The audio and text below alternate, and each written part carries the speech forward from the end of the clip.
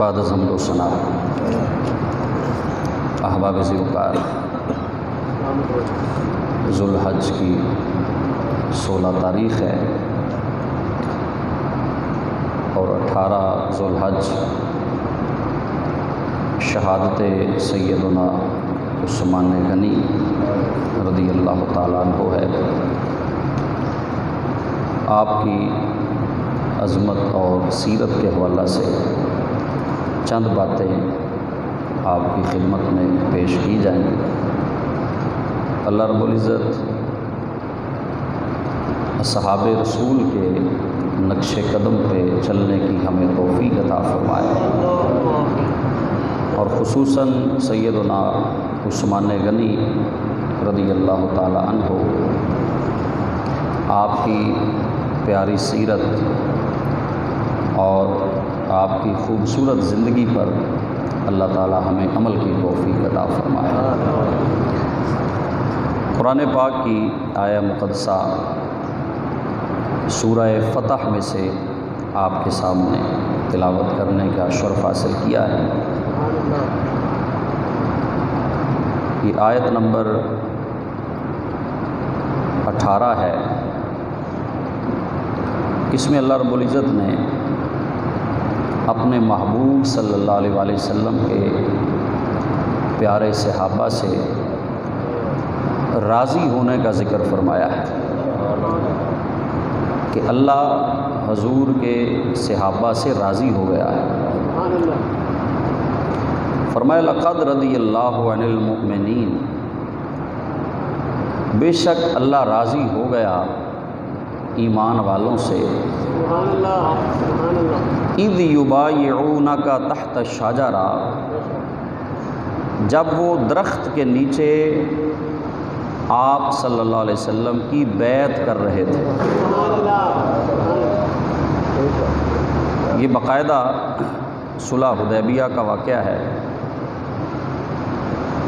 6 ہجری میں یہ واقعہ پیش آیا کہ صحابہ کرام تقریباً 1400 کی تعداد تھی، اور عمرہ کرنے کے لیے مکہ سے مدینہ سے مکہ کی طرف روانہ ہوئے، اور حدیبیہ کے مقام پہ وہاں سرکار کی اونٹنی رک گئی، اس نے اٹھنے سے انکار کر دیا۔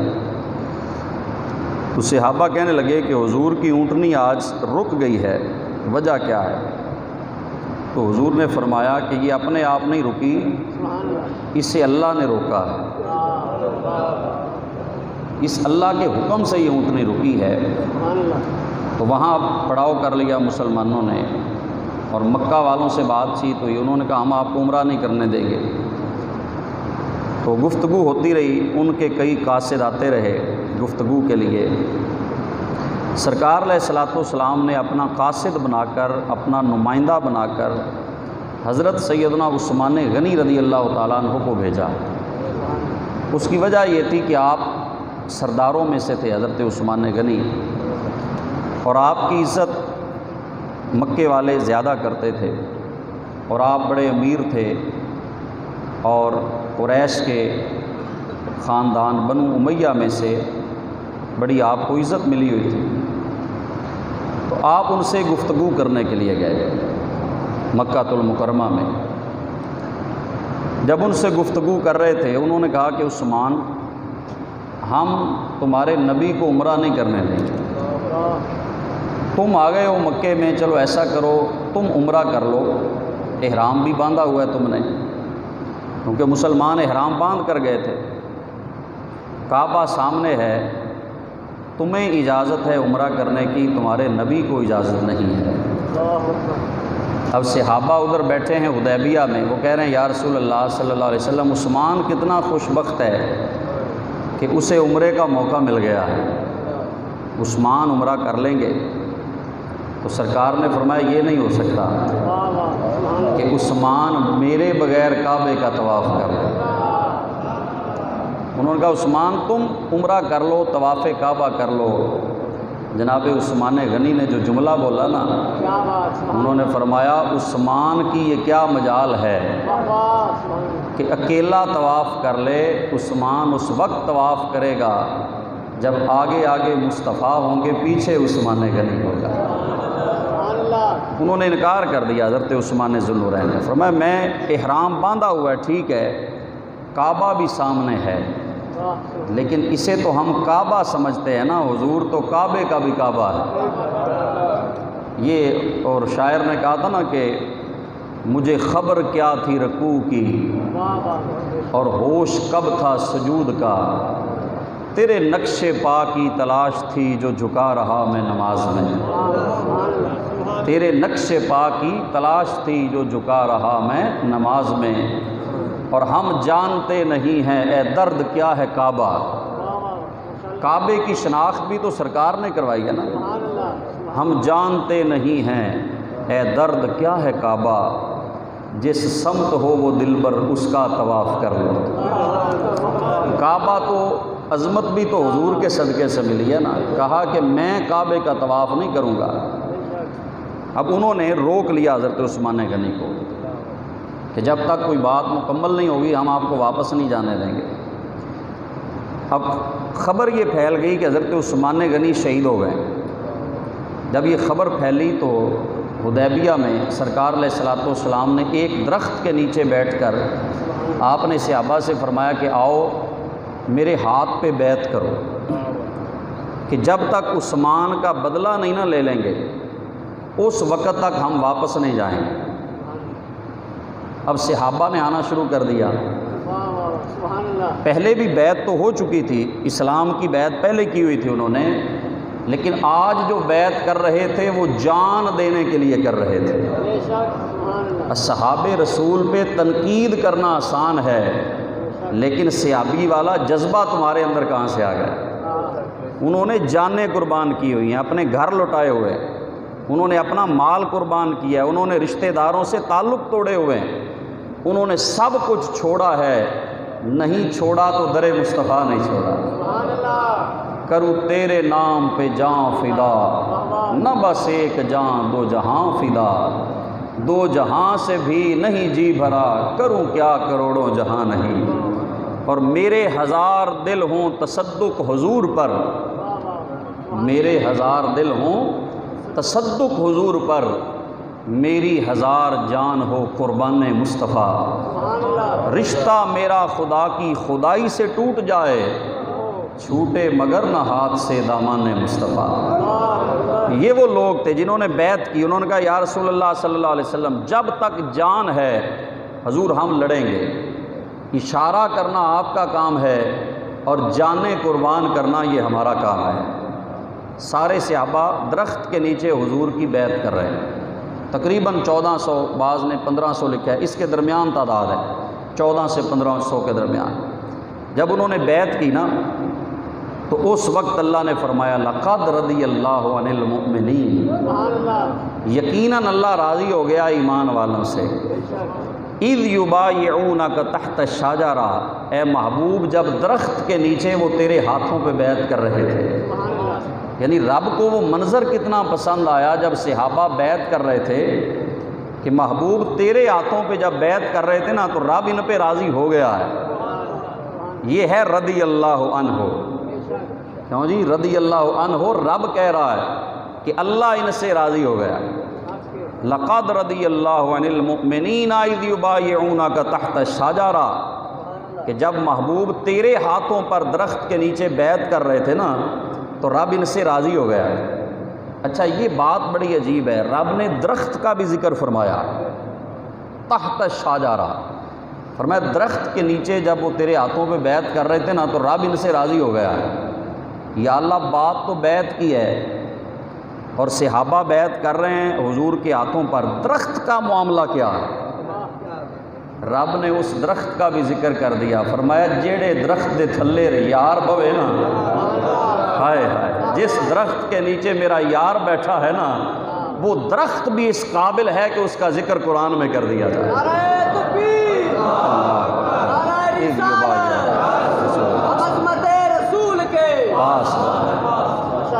تحت الشجرہ، وہ درخت بھی قابل عزت ہے جس کے نیچے نبیوں کا امام بیٹھا۔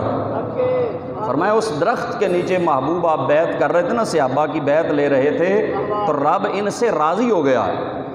یہ تو پکی بات ہو گئی نا، وہ جو 1400 سے 1500 تھے ان پہ اللہ راضی ہو چکا ہے۔ تم ساری زندگی بھی ٹکرے مارتے رہو نا، تمہیں کوئی یہ لکھ کر نہیں دے گا کہ تم سے اللہ راضی ہو گیا ہے۔ ساری زندگی تم کرتے رہو پھر بھی تمہیں کوئی گارنٹی نہیں دے گا کہ رب راضی ہو گیا ہے۔ لیکن صدیق تیرے مقدر کو سلام ہے، اے فاروق اعظم تیری عظمت کو سلام ہے، اے عثمان ذو النورین تیری عظمت کو سلام ہے، اے حیدر کرار تیری عظمت کو سلام ہے، اے عبداللہ ابن عمر تیری عظمت کو سلام ہے۔ رب کہتا ہے میں ان سے راضی ہو گیا، جن کو رضا کا اللہ نے سرٹیفکیٹ دے دیا ہے، فرمایا اللہ ان سے راضی ہو گیا۔ اچھا آگے بتایا کہ دل کی کیفیت کیا ہے، فعلم ما فی قلوبہم، فرمایا اللہ جانتا ہے جو ان کے دلوں میں ہے۔ اللہ ایسے راضی نہیں ہوا اور رب کو کوئی دھوکہ بھی نہیں دے سکتا۔ فرمایا یہ جو بیعت کر رہے ہیں نا یہ اوپر اوپر سے نہیں کر رہے، میرے نبی کے یار ہیں، دل سے مصطفیٰ کی بیعت کر رہے ہیں۔ ان کے دل کی کیفیات بھی فرمایا ہم جانتے ہیں کہ یہ کس ارادے سے بیعت کر رہے ہیں، کس نیت سے کر رہے ہیں۔ فَأَنزَلَ السَّكِينَةَ عَلَيْهِمْ، اللہ نے ان کے اوپر سکون کی کیفیت نازل فرما دی۔ یہ رب بتا رہا ہے کہ ہم نے ان پہ سکون نازل کر دیا، ان کے دلوں کو اطمینان کی دولت دے دی ہے۔ وَأَثَابَهُمْ فَتْحًا قَرِيبًا، اور اللہ قریب ان کو ایک فتح عطا فرمائے گا، ان قریب ان کو اللہ ایک فتح عطا فرمائے گا۔ اس سے مراد خیبر، بعض علماء نے لکھا ہے کہ اللہ اس کے بدلے میں انہیں خیبر کی فتح عطا فرمائے گا، اور بعض علماء نے لکھا ہے اس سے فتح مکہ مراد ہے کہ ان قریب اللہ اصحاب کو فتح کی دولت عطا فرمائے گا۔ تو یہ رب نے راضی ہونے کا سرٹیفکیٹ دے دیا۔ اچھا اب وہاں حضرت عثمان غنی نہیں تھے، وہ تو مکے میں ان کو روکا ہوا تھا۔ سارے صحابہ نے جب بیعت کر لی نا، سرکار ایسے دایاں ہاتھ مبارک کرتے اور صحابی آ کے اوپر ہاتھ رکھ کے بیعت کر لیتے۔ اب سب نے جب بیعت کر لی نا تو سرکار نے اپنا دستے مبارک اٹھایا، سنو عثمان ذو النورین کی عظمت کو۔ حضور نے دستے مبارک اٹھا کے فرمایا ھذہ ید لعثمان، فرمایا یہ عثمان کا ہاتھ ہے سرکار کا ہاتھ حضور کا ہے، لیکن سرکار فرما رہے ہیں صحابہ یہ عثمان کا ہاتھ ہے، جس کے ہاتھ کو حضور اپنا ہاتھ فرما رہے ہیں، اپنے ہاتھ کو حضور عثمان کا ہاتھ فرما رہے ہیں۔ فرمایا یہ عثمان کا ہاتھ ہے، اور دیکھو میں نے عثمان کی طرف سے بھی بیعت کر لی ہے، عثمان کی طرف سے بھی میں نے بیعت کر لی ہے۔ حضور نے اپنے ایک ہاتھ کو عثمان کا ہاتھ قرار دے دیا اور دوسرے اپنے ہاتھ میں ڈال کے فرمایا لوگو اب عثمان کی بھی بیعت ہو گئی ہے۔ پتہ چلا اس کے اندر عثمان غنی بھی شامل ہے، کہ کوئی یہ نہ کہے کہ عثمان غنی نے تو بیعت کی نہیں تھی۔ حضور نے فرمایا عثمان کی طرف سے میں جو بیعت کر رہا ہوں، اور ساتھ یہ بھی اشارہ دے دیا کہ بیعت ہوتی ہے زندہ کی، زندہ بیعت کرتا ہے، مرا ہوا بیعت نہیں کرتا۔ حضور نے اشارہ دے دیا کہ عثمان کی شہادت کی خبر جھوٹی ہے، عثمان مکے میں زندہ ہے۔ حضور نے عثمان کے ہاتھ کو اپنا ہاتھ کہا، بیعت ہو گئی۔ اب قرآن پاک کی آیت مقدسہ آپ سماعت فرمائیں کہ جب یہ بیعت ہو گئی نا تو اللہ تعالیٰ نے ایک بہت بڑی بشارت عطا فرمائی۔ یہ حضور کے ہاتھ تھے اور صحابہ نے اپنے ہاتھ سرکار کے ہاتھوں میں دے دیے اور سرکار صلی اللہ علیہ وسلم کے ہاتھوں میں بیعت کر لی، تو اللہ نے قرآن میں آیت نازل فرمائی، فرمایا ان الذین یبایعونک انما یبایعون اللہ، فرمایا اے محبوب یہ جو تیری بیعت کر رہے ہیں نا، یہ تیرے ہاتھوں پہ بیعت کر رہے ہیں، فرمایا انما یبایعون اللہ، یہ تو اللہ کی بیعت کر رہے ہیں، بیعت حضور کی کر رہے ہیں، لیکن رب فرماتا ہے محبوب یہ تیری نہیں، یہ تو اللہ کی بیعت کر رہے ہیں۔ اب یہاں بھی بات مکمل ہو سکتی تھی کہ یہ اللہ نے فرمایا کہ یہ بیعت میری ہے، کیونکہ سرکار کی اطاعت اللہ کی اطاعت ہے، سرکار کی رضا اللہ کی رضا ہے، سرکار کا بولنا اللہ کا بولنا ہے، سرکار کا پھینکنا اللہ کا پھینکنا ہے، سرکار کا ناراض ہونا یہ اللہ کا ناراض ہونا ہے۔ لیکن رب نے اس سے بھی آگے بات فرمائی، فرمایا ید اللہ فوق ایدیہم، فرمایا ان کے ہاتھوں پہ اللہ کا ہاتھ ہے۔ اے محبوب یہ تیرے ہاتھوں میں جس کا ہاتھ آ جاتا ہے نا، وہ یہ نہ سمجھے کہ صرف نبی کا ہاتھ ہے، فرمایا تیرے ہاتھوں میں ہی میرا ہاتھ ہے، تیرا ہاتھ میرا ہاتھ ہے۔ اللہ نے محبوب کے ہاتھوں کو اپنا ہاتھ فرما دیا۔ جو بیعت کر رہے تھے فرمایا یہ اللہ کی بیعت کر رہے تھے۔ تو اگر مرید ہو جائے نا کسی بنگی چرسی کا تو کہندا ہے میرا پیر بڑا کامل ہے، مینوں ڈبڑ نہیں دینا انہیں۔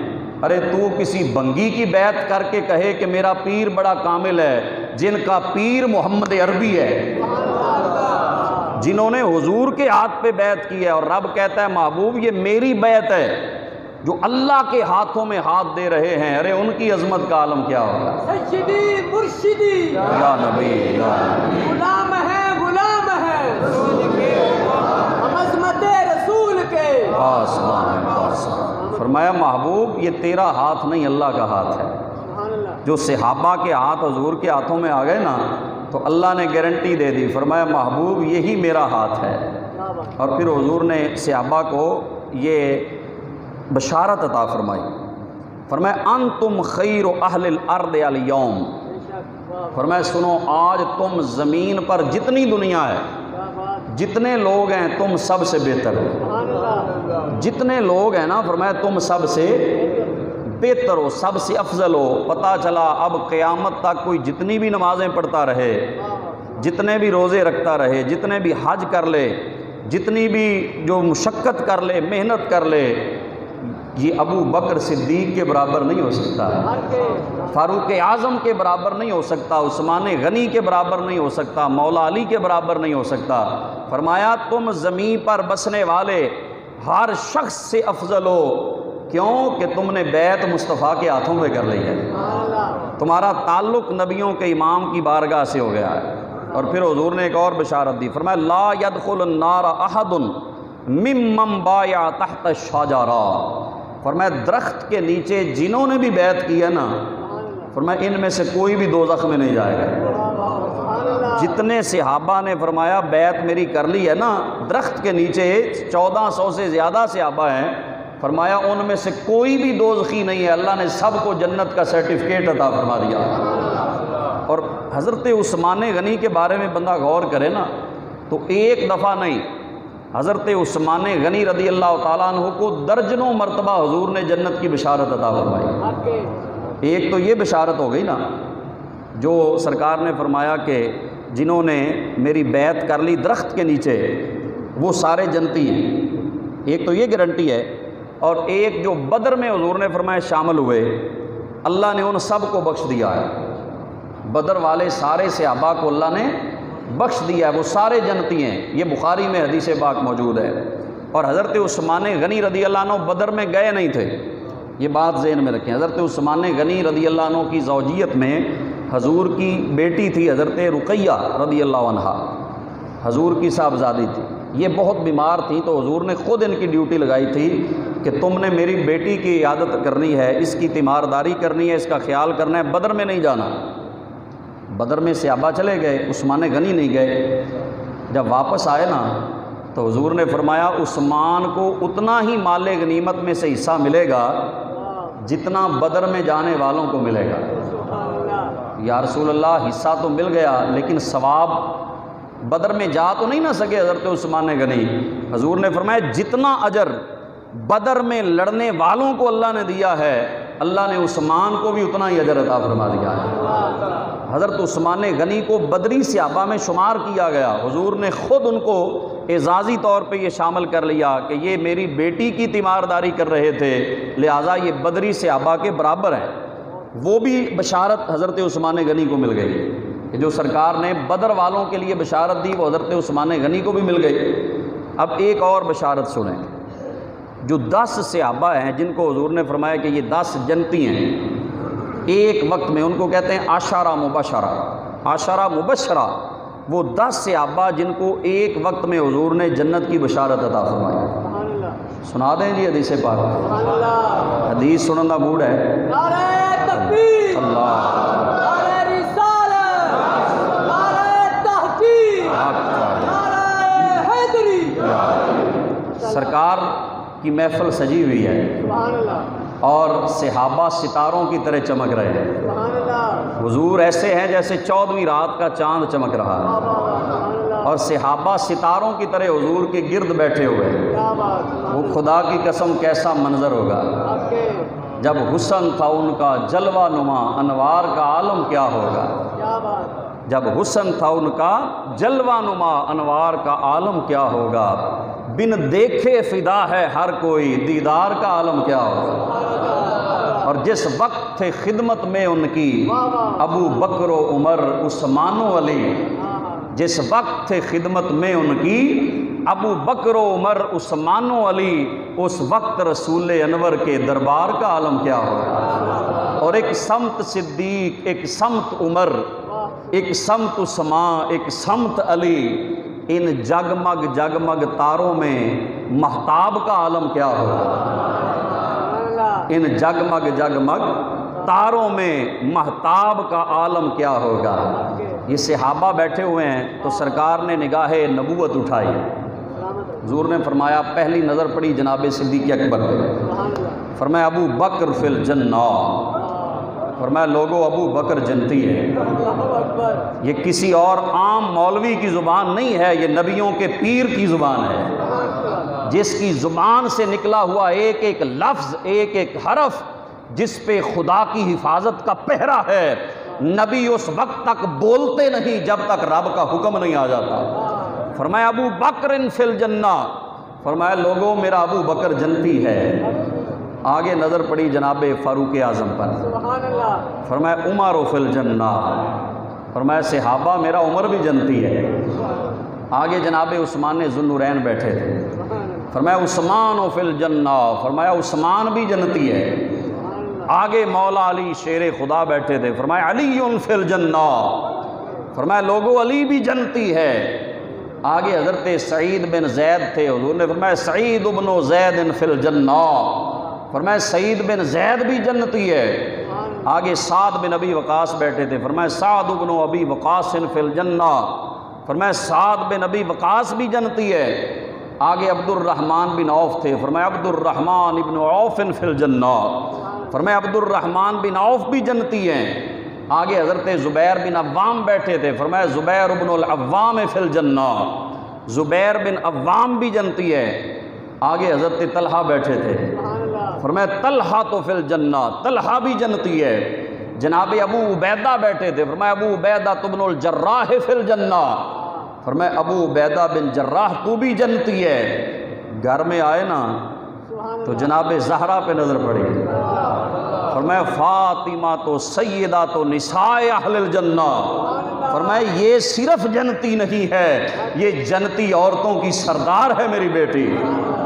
اور نظر پڑی حسنین کریمین پر، فرمایا ان الحسن والحسین سیدہ شباب اہل الجنہ. فرمایا میرا حسن اور میرا حسین یہ صرف جنتی نہیں ہے، جنتی جوانوں کے اللہ نے انہیں سردار بنا دیا ہے. ادھر بھی بشارت مل گئی، جناب عثمان غنی کو بشارت مل گئی، عشرہ مبشرہ میں بھی شامل. حضور نے خود بشارت عطا فرما دی کہ عثمان بھی جنتی ہے. یہ گارنٹی حضور نے دے دی نا جنتی ہونے کی. اب آئیے پھر ایک مقام آیا، جب مکہ سے ہجرت کر کے مدینہ میں آئے تھے نا تو پانی نہیں مل رہا تھا، پانی کی بڑی قلت تھی. تو سرکار نے فرمایا ایک یہودی کے پاس کنواں تھا، اسے بیر روما کہتے ہیں، آج حضرت اس کا نام ہے بیر عثمان، یہ حضرت عثمان غنی کا کنواں ہے. تو یہودی کے پاس کنواں تھا اور وہ بڑا مہنگا پانی دیتا تھا. مجبوری ہو تو پھر بندے کو خریدنا پڑتا ہے، تو مجبوری کی وجہ سے وہ کیا کرتا، مہنگا پانی بیچا کرتا. سرکار نے صحابہ سے فرمایا کہ صحابہ کوئی ایسا بندہ ہو جو یہ کنواں خریدے، یہ کنواں خرید کر مسلمانوں کے لیے وقف کر دے، وہ بھی پیتا رہے مسلمان بھی پیتے رہیں، اس کے بدلے میں اسے جنت کا چشمہ عطا فرما دوں. یہ سودا کوئی کرنا چاہتا ہے تو کر لے، سودا بہت بڑا ہے. دینا پانی اس دنیا کا ہے، لینا حوض کوثر کا ہے. اگر کوئی سودا کرنا چاہتا ہے فرمایا کر لو. نہ جانے کتنے صحابہ کے ارمان مچل رہے ہوں گے، کتنے غریب صحابہ تڑپ رہے ہوں گے کہ کاش ہم یہ کنواں خریدتے ہمارے آقا کی تمنا پوری ہو جاتی۔ لیکن حالات ایسے نہیں تھے، سارے صحابہ ان کی مالی تو کیفیت بہتر نہیں تھی۔ یہ خبر حضرت عثمان غنی کو پہنچ گئی۔ کسی نے بتا دیا کہ عثمان آج سودا بڑا ہو رہا تھا پر نہ اسی رہ گئے ہیں۔ کیوں جی؟ سودا بہت اعلیٰ تھا کہ کنواں دے کر جنت کا چشمہ لینا ہے۔ سودا حضور کر رہے تھے لیکن ہمارے پاس پیسے ہوتے نا تو ہم خرید لیتے۔ جناب عثمان غنی سیدھے یہودی کے گھر چلے گئے، دروازے پہ دستک دی، فرمایا کہ یہ کنواں تو نے بیچنا ہے؟ اس نے کہا ہاں بیچنا ہے۔ فرمایا بات کرو کتنے پیسے لینے ہیں؟ اس نے کہا 20,000 درہم لوں گا۔ اس وقت بڑی ویلیو تھی، درہم چاندی کے ہوتے تھے۔ اس نے کہا 20,000 درہم لوں گا، پھر چشمہ دوں گا، پھر کنواں دوں گا۔ حضرت عثمان غنی نے 20,000 درہم دیے۔ اب فرمایا وہ اسٹام لکھ لو۔ اسٹام بھی ہوتا ہے نا جی، کہ کوئی چیز بیچی ہے تو اسٹام ہوتا ہے کہ اتنے پیسوں میں اتنی رقم میں یہ چیز میں نے خریدی ہے۔ تو رسید جب لکھی گئی نا تو خریداروں میں حضرت عثمان نے اپنا نام نہیں لکھوایا، اپنا نام نہیں لکھوایا، بلکہ کہا کہ یہ خریدنے والوں کی جگہ پر میرے مصطفیٰ کا نام لکھو۔ میرا تو کچھ بھی نہیں ہے نا، سب کچھ ہے ہی میرے مصطفیٰ کا۔ یہ صحابہ کی محبت تھی، یہ حضور سے عشق تھا۔ فرمایا کہ حضور کا نام لکھو کہ حضور نے یہ کنواں خریدا ہے۔ جب کنواں خرید لیا نا تو سرکار کی بارگاہ میں آ گئے، عرض کی حضور آپ نے حکم دیا تھا کہ یہ سودا کوئی کر لے کہ یہ کنواں خرید کر وقف کر دے۔ حضور میں نے یہ کنواں خرید کر وقف کر دیا ہے۔ تو آقا جو قیمت بنتی ہے، اسی لیے حضرت ابو ہریرہ کہا کرتے تھے کہ عثمان نے 2 دفعہ میرے نبی سے جنت کا سودا کیا ہوا ہے۔ ہم سودے سے مکر سکتے ہیں، میرا نبی تو نہیں نا پھر سکتا۔ حضور نے جو سودا عثمان غنی سے کر لیا ہے، تجھے تو حوض کوثر کا پتہ ہی نہیں ہے کہ تجھے کیا نصیب ہونا ہے۔ عثمان کو تو جنتی پانی کی گارنٹی میرے مصطفیٰ نے عطا فرما دی۔ یا رسول اللہ، یا رسول اللہ،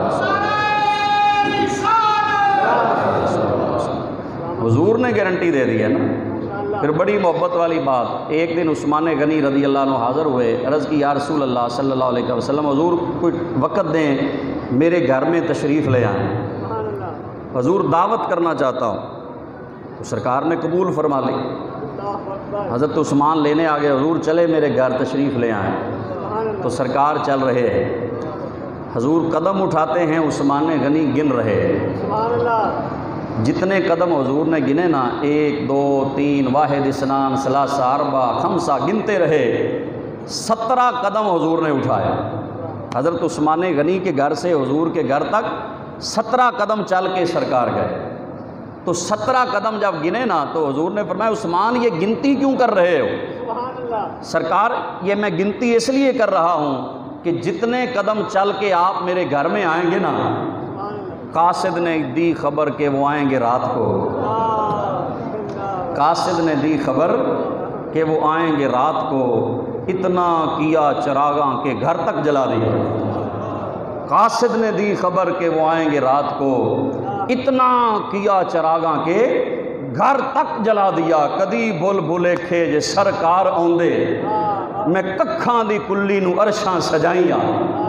گن رہے ہیں، کہتے ہیں یا رسول اللہ آپ جتنے قدم چل کے آئیں گے عثمان اتنے غلام آزاد کر دے گا۔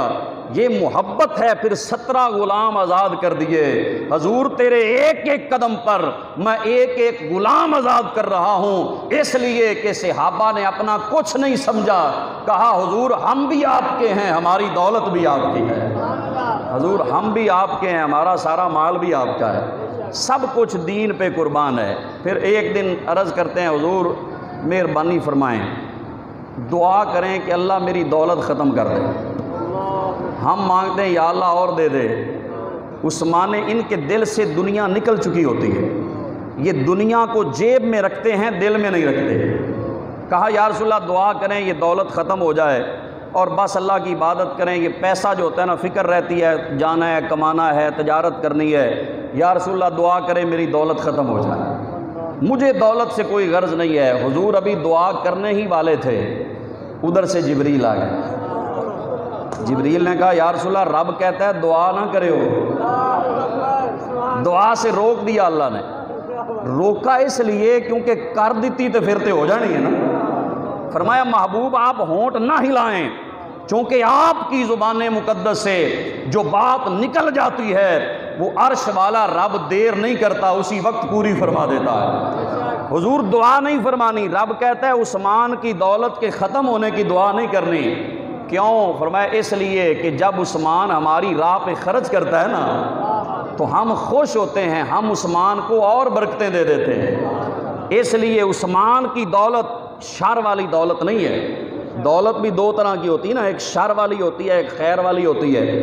جو رب سے دور کرے، جو صرف عیاشی پہ لگے، جو صرف مجروں پہ ضائع ہو، جو صرف شرابوں پہ لگے، جو صرف دنیا داری پہ خرچ ہو، وہ دولت اللہ سے دور کرتی ہے۔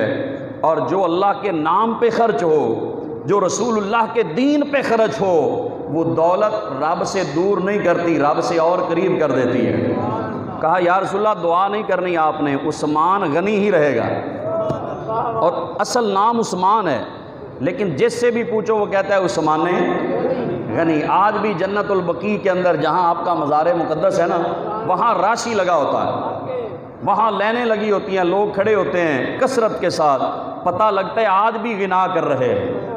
یہ غنی کا لقب پوری امت نے ان کو دے دیا، عثمان غنی۔ یہ چونکہ اللہ کی راہ پہ جو خرچ کرتے ہیں پھر رب انہیں رسوا نہیں ہونے دیتا، اور نہ اللہ ان کی دولت ختم ہونے دیتا ہے، اللہ ان کی دولت میں بھی اضافہ کرتا ہے، ان کے درجات میں بھی اللہ اضافہ کر دیتا ہے۔ تو عثمان ذو النورین، دو نوروں والے، یہ بھی ان کا خاصہ ہے، کسی اور کو یہ وصف نہیں ملا کہ جو ذو النورین ہو، دو نوروں والا، ایک نور والا نہیں، دو نوروں والا۔ ایک صحابی ذو النور بھی ہیں، ایک نور والا ہے، حضرت طفیل بن عمر دوسی رضی اللہ تعالیٰ عنہ، ان کو یہ لقب ملا تھا ذو النور، ایک نور والا۔ لیکن عثمان ہے ذو النورین، دو نوروں والا۔ کیوں؟ کہ جناب آدم سے لے کر آج تک کوئی ایسا انسان نہیں آیا جس کے عقد میں نبی کی دو بیٹیاں آئی ہوں، جس کے عقد میں نبی کی دو بیٹیاں آئی ہوں۔ جناب عثمان غنی وہ ہستی ہیں جن کو حضور نے اپنی دو بیٹیوں سے، جن کا حضور نے نکاح فرمایا ہے، پہلے حضرت رقیہ کا، اور پھر سرکار نے جو نکاح کیا وہ حضرت ام کلثوم کا، حضرت عثمان غنی سے نکاح کیا۔ اور حضرت رقیہ سے حضور نے فرمایا تھا کہ اے رقیہ ان بالک اشبہ الناس بجد کا ابراہیم و ابی کا محمد صلی اللہ علیہ وسلم۔ حضور نے فرمایا بیٹی رقیہ تیرا جو خامد ہے نا عثمان، یہ لوگوں میں ابراہیم علیہ السلام اور میرے سب سے زیادہ مشابہ ہے، اس کی سیرت اور اس کا کردار جناب سیدنا ابراہیم علیہ السلام سے بھی ملتا ہے اور مصطفیٰ سے بھی ملتا ہے۔ یہ سرکار کے خلق کے وارث ہیں، حضور صلی اللہ علیہ وسلم کی پیاری سیرت کے وارث ہیں۔ تو یہ ہیں حضرت عثمان غنی ذو النورین، نور کی سرکار سے پایا دو شالہ نور کا، جو شعر ابھی پڑھا نا حضرت اعلیٰ حضرت کا کہ نور کی سرکار سے پایا دو شالہ نور کا، ہو مبارک تم کو ذو النورین جوڑا نور کا، ہو مبارک تم کو ذو النورین جوڑا نور کا۔ اللہ پاک ان کی محبت اور ان کی سیرت پہ عمل کی توفیق عطا فرمائے۔ وما علیہ الا البلاغ المبین، سنتیں عطا فرما لیں۔